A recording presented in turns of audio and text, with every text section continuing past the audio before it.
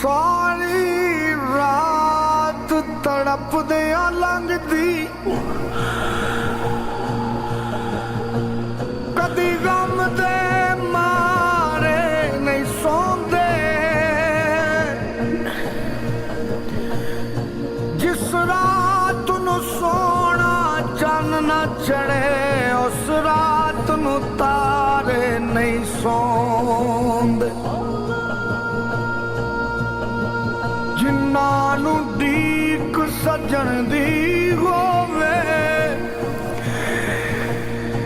ਬੂਹੇ ਖੋਲ ਕੇ ਰੱਖਦੇ ਨੈਣਾਂ ਦੇ।